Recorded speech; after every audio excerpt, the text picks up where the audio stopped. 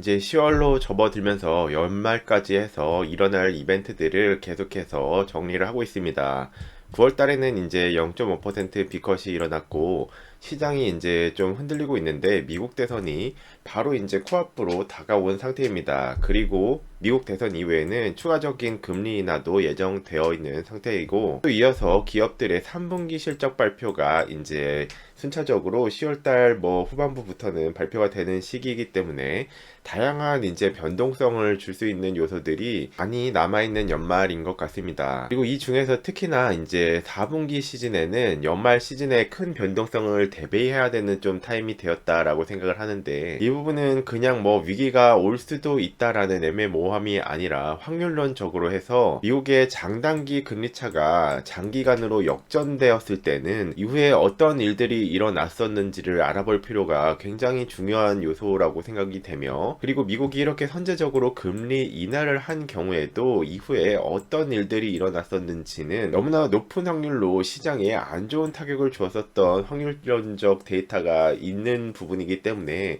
현재 이 두 가지가 진행된 상황에서는 뭐 저 역시 뭐 주식 부분에서 이제 대부분의 수익을 거둬들이고 있는 상태라서 좋은 뭐 이야기는 아니긴 하지만 언제나 시장에서 나에게 좋은 일만 일어나는 것은 아니기 때문에 이런 일들 이후에 일어났었던 일들이 안 좋은 확률론적 데이터였다면 충분한 대비하기 위한 자산들을 이제 개인적으로 갖춰 놓는 것이 현명하다고 생각됩니다. 플러스 고배당주, 구아리랑 고배당주와 SK텔레콤의 과거 1년과 3년을 돌아보며 국내의 대표적인 배당 ETF이기도 하고 그리고 SK텔레콤 또한 국내 개별 배당주 중에서는 대표 격이기도 하기 때문에 지난 1년과 3년의 성과들을 되돌아보고 있습니다. 이 두 대상은 오랜 구독자분들은 1년 전 이전부터 지겹도록 계속해서 반복해서 이제 등장하는 대상들일 텐데 제가 개인적으로 좋아하는 그리고 3년과 10년 중장기적 관점에서 실제로 배당률과 배당 성장률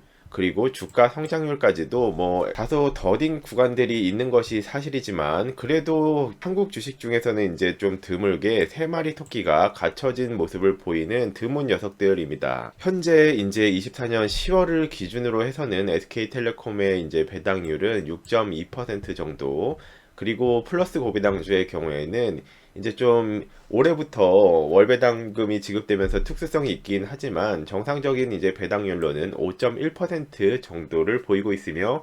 전년에는 이제 이것보다 0.5에서 1% 정도 배당률이 높은 상황들을 보였었는데 현재는 두 대상 모두 주가들이 좀 올라 있어서 현재는 두 대상 모두 주가가 상당히 올라와 있는 부분으로 해서 배당률은 다소 낮아진 상태가 유지되고 있습니다. 먼저 지난 1년간의 수익률을 비교해 보면 플러스 고배당주의 경우에는 전년도에는 이제 11,000원 정도의 주가였던 부분이 현재는 14,700원 정도가 되어 있어서 34% 크게 주가가 높아진 상태를 확인할 수가 있었습니다. 그리고 두 번째로 SK텔레콤의 경우에는 주가가 약 48,000원 정도였는데 현재는 많이 올랐다가 좀 주춤하는 모습을 보이고 있어서 55,600원까지 올라온 상태로 주가 성장률은 1년간 15%가 올라 있는 상태입니다. 차트상 얼추 비슷해 보이는 약간 흐름을 보이고 있는 두 대상이었는데 실제로 1년간의 이제 수익률 비교를 계산해보고 저도 깜짝 놀란 부분으로 배당률 차원에서야 SK텔레콤이 작년도에도 이제 아리랑 고배당주 플러스 고배당주 대비해서 1% 정도 더 좋은 모습을 보일 때가 많았었는데 이렇게 계산을 해보니 최근에 주가 상승률 차원에서는 플러스 고배당주가 2배 이상으로 상승률이 좋았던 모습을 확인할 수가 있었습니다. 지난 3년간의 수익률 비교도 한번 돌려보면 플러스 고배당주의 경우에는 이 부분은 좀 이제 3년 전에도 주가가 11,000원이었던 모습을 확인할 수가 있었고 현재 기준으로 14,700원 기준으로는 3년간의 주가 성장 수익률도 34%로 동일한 부분이고 SK텔레콤의 경우에는 3년 전에 주가가 55,600원 수준에 있었는데 현재도 이제 55,600원 정도 수준으로 거의 횡보를 하고 있는 모습을 보여서 주가 성장률이 거의 없는 모습을 확인할 수가 있었습니다. 기간을 3년으로 놀려보면 참 상황이 별로 이제 탐탁치 않았던 모습처럼 보이기도 하는데 최근 1년간 굉장히 좋은 모습을 보이고 있는 이제 한국의 저밸류 고배당주들의 집합 ETF이기도 한 플러스 고배당주도 무려 2년간 주가가 횡보하는 모습을 볼 수가 있었습니다. SK텔레콤도 3년 만에 전고점을 회복한 상태였죠. 이 SK텔레콤의 경우에는 실적은 계속 우상향을 해왔으나 작년을 돌아보면 이제 제4 통신사 이슈, 네 번째 통신사가 등장할 것 같은 이슈로 인해서 기존 통신 3사의 이제 실적이 영향을 받는 것이 아닌가라는 이슈들도 있었고, 그리고 알뜰폰들의 요금이 굉장히 이제 메리트 있게 침범을 하면서 이제 좀 추가적인 성장 동력이 부족하다라는 평가들을 통신사는 많이 받아왔습니다. 그럼에도 이제 지난 5년간의 실적은 영업이 5년간 한 해도 빠짐없이 계속해서 우상향을 하고 있고, 특히나 24년도 상반기에도 이제 전년 대비 더 높은 실적을 보이고 있어서 역대급 실적이 발표될 것 같은 기업이기는 하지만, 그럼에도 국내 배당주들은 장기간 이제 관심을 못 받는 경우들도 굉장히 많이 찾아볼 수가 있는 것 같습니다. 이렇게 비교를 해보고 보니 이제는 대표적인 벤치마킹 대상인 S&P 500과 이제 플러스 고배당주를 비교를 해보면,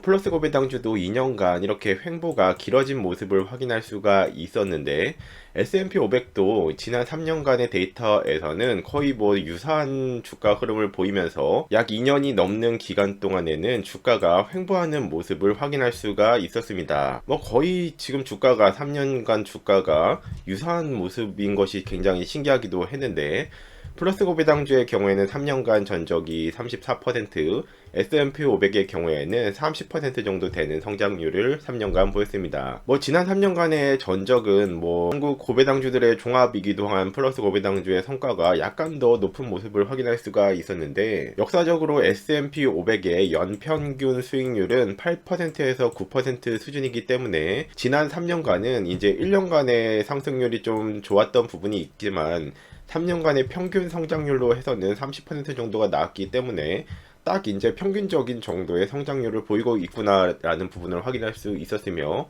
근데 이럴 때 이제 투자자분들에게 S&P 500 같은 경우에는 약간 기술주들의 비중이 높고 배당률은 뭐 1%대인 경우가 대부분이기 때문에 이렇게 2년이 약간 넘는 시간 동안 횡보를 하는 경우에는 굉장히 특히 이런 하락 추세에서 견디기가 어려운 측면이 전 존재한다고 생각합니다. 물론 이것이 뭐 고배당주에서도 비슷하게 일어났기 때문에 동일하게 이제 어려울 수도 있지만, 그래도 이제 플러스 고배당주나 배당주 같은 경우에는 배당률이 국내의 경우에는 5%는 넘어가는 측면이 있기 때문에 이 배당금을 매월 또는 분기로 받아가면서 기다릴 수 있는 유지력 차원에서 좀 차이가 많이 발생한다고 개인적으로는 생각합니다. 뭐 실적 좋은 5%에서 6% 이상 배당주 포트폴리오를 짜는 경우에는 주가가 2%에서 3% 정도만 평균적으로 수익이 생겨도 이 S&P 500의 수준인 8, 9% 수준인 높은 한 자릿수 수익은 기대할 수가 있는 부분이 있습니다. 이렇게 살펴보니 주가 상승률 차원에서는 플러스 고배당주, 이제 한국 배당주들의 상승률이 특히 좋았던 모습을 확인할 수 있었는데, 이 부분에 대한 원인은 24년도 연 초반부터 기대감이 증폭된 저밸류 이슈,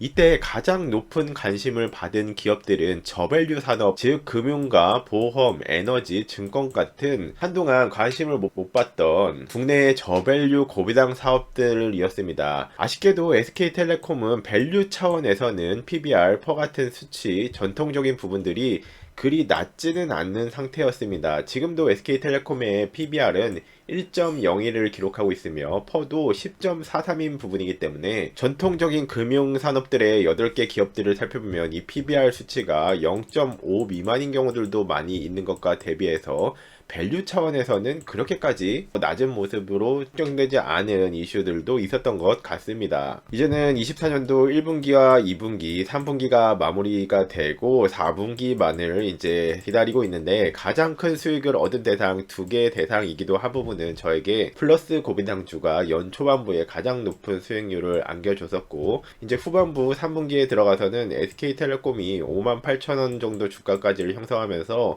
저에게 이제 약간 절반에서 3분의 2까지 분할 매도를 이제 실행을 하면서 가장 높은 수익률을 안겨줬던 대상이기도 합니다. 그래서 이제 복귀 차원에서 내가 그동안 특히 올해 1분기와 2분기와 3분기에 어떤 투자 아이디어를 가지고 실제로 어떤 플레이를 하였는가를, 제 경우에는 이제 가계부처럼 해서 그 일지를 돌아보면서 아쉬웠던 부분은 어떤 부분이 있었는지, 그리고 그것을 돌아보면서 배우고 개선을 더 해나갈 부분은 어떤 점일까를 바라보고 있는데, 이 부분은 이제 뭐 가계부나 일기를 쓰는 것의 중요성과 비슷한 것 같습니다. 이게 써보신 분들은 많이 공감을 하실 것 같은데, 투자는 특히 변동성이 강하고 내가 뭘 하고 있는지, 어떤 성장을 하고 있는지, 뭘 잘못하고 있는지를 사람은 금방금방 까먹는 특성이 있기 때문에 매달 매달 성과와 그리고 특징들, 어떤 대상을 잘 매도했고 어떤 대상은 잘 손절했고 어떤 대상은 또 잘 대응을 하지 못했는지를 매달 기록을 세세하게 일기처럼 해두면은 성장에 정말 가장 직접적으로 도움이 되는 요소라고 저는 생각을 하고 있습니다. 플러스 고비당주의 경우에는 12,000원에서 15,000원 라인까지로 해서 분할 매도를 거의 다 실행했으며, SK텔레콤의 경우에는 55,000원 정도를 이제 작년부터 원래 기준선을 잡고 있는 영역이라서 55,000원에서 58,000원 라인에 분할 매도를 현재는 뭐 절반에서 3분의 2 물량까지를 해놨다가 다시 55,000원대로 또 떨어지면서 약간 분할 매수를 실행해 놓은 상태로 여전히 기존에 보유하고 싶던 물량의 3분의 1 정도 소량 물량은 가지고 있는 상태입니다. 자, 어지간해서는 100% 전량 매도는 잘 하지는 않는데, 아리랑 고배당주, 이 플러스 고배당주의 경우에는 15,000원 라인에서는 사실상 뭐 90% 수준까지 전량 매도까지를 들어갔던 부분이나, 이제 다시 또 주가가 약간 이렇게 주춤주춤 하면서 분할 매수 타이밍을 보고 있는 상태이긴 합니다. 이게 100% 전량 매도를 해버리면은 개인적으로는 그 이후에 재진입 타이밍이 정말로 심리적으로 어려운 게 있는 것 같습니다. 이제 뭐 보유한 물량에서 뭐 10%나 20% 정도의 물량을 분할 매도로 자신이 생각하는 충분한 수익률 구간에 매도를 해놓으면 주가가 쭉 올라도 이제 나머지 80% 물량이 있기 때문에 기분이 좋고, 주가가 다시 이제 대부분이 그런데 변동성을 가지면서 출렁출렁 하는 경우에도 분할 매도로 1-20%씩 계속 야금야금 팔아놨던 것을 다시 싸게 재매입할 수 있기 때문에 심리적으로 그렇게 어렵지가 않은데, 한 번에 너무 많은 물량을 전량 매도를 하거나 이제 매도를 한 경우에는 그대로 주가가 쭉 올라가도 내가 좀 더 기다릴 걸 하는 아쉬움이 남고, 그리고 다시 이제 주가가 이제 그냥 쭉 올라가 버리는 경우에는 좀 아쉬움이 남고, 뭐 변동성이 있지만 좋은 주식들은 중장기적으로는 또 우상향을 야금야금 하는 특성이 있기 때문에 꾸준한 좀 재미와 성과를 느낄 수 있는 정도의 분할 매도와 분할 매수 전략을 취하는 것은 특히 배당주 투자자들에게도 굉장히 유의미한 전략이라고 생각을 하고 있습니다. 마지막으로 주가가 약간 이제 조정이 된 SK텔레콤의 현재 배당률을 기준으로 1억 투자 시 배당금을 계산을 해보면 현재 배당 수익률은 6.3% 수준으로 1억에 6.3%를 대입을 해보면 연간 630만원의 배당금을 수령할 수 있는 것이 됩니다. 하지만 이제 세금이 부과되는 부분도 계산을 해보면 ISA 계좌에서는 배당금에 대해서 9.9% 세율이 적용되기 때문에 이 9.9%를 차감하면 연간 567만원의 배당금을 수령하실 수 있으며 월 평균적으로는 47만원을 수령할 수 있게 됩니다. 그리고 일반 계좌에서 세금 15.4%를 차감하고 계산하면 연간 배당률은 535만원이 되며, 이를 월 평균으로 이제 환산을 해보면 44만원의 월세 수익률 같은 배당금을 받을 수가 있습니다. 현재 그리고 예적금 금리가 계속해서 낮아지고 있는 추세죠. 현재는 뭐 저축은행을 이제 잘 이용하면 4% 정도 예적금을 가입을 할 수가 있는데, 이는 세금 15.4%를 동일하게 차감을 했을 때는 이제 1억 기준으로 세후 340만원의 이자를 수령할 수 있게 돼서 월 평균적으로 28만원의 예금 이자를 받을 수가 있습니다. 구독과 좋아요, 알림 설정을 해주시면 대표적인 고배당주들 및 비과세 운영 팁 정보를 가장 빠르게 만나보실 수 있습니다. 시청해주셔서 감사합니다.